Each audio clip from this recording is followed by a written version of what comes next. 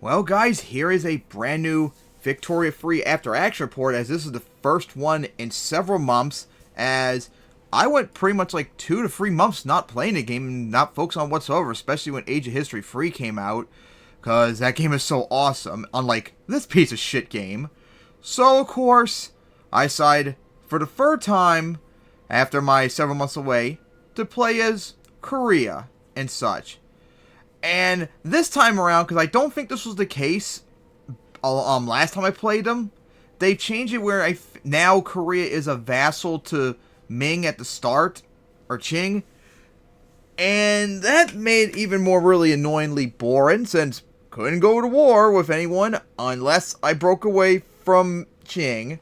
So of course, all I did was mostly just focused on building up the economy and army and all that, and I did a strategy where I built up my construction and all that until the point where I would hit a deficit, and then what I would do is I would cut back on construction, like remove construction sector to the point where I finally was able to make money, let the money build up, like get a whole full supply right here, and then I build more construction and max it out slowly until it empties out again and then close them out.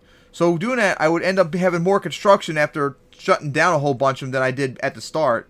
So I was able to keep continuously building up stuff. And eventually, by 1900, I maxed out peasants.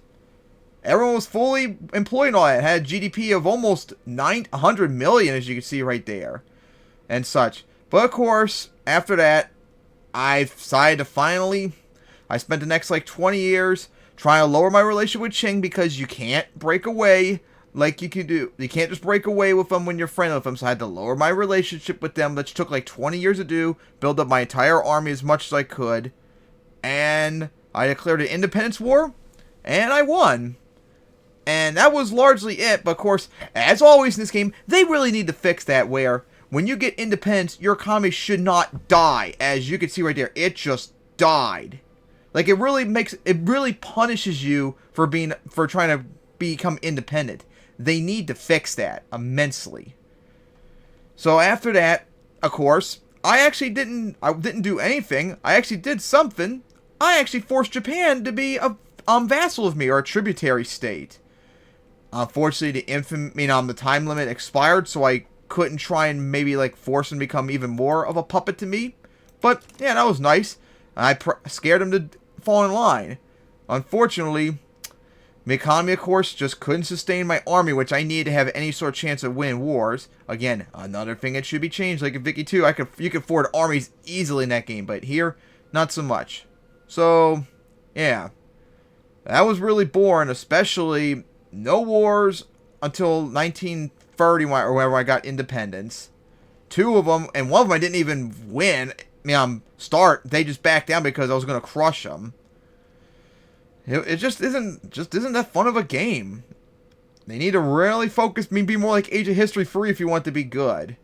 And I'm trying to look up mods that maybe could be like, oh, I don't know, maybe make it when you break away from a get independence, your economy doesn't die. That really needs to change. Maybe when you're vassalized, you should still have your own internal economy, so your economy will be still fine when you break away.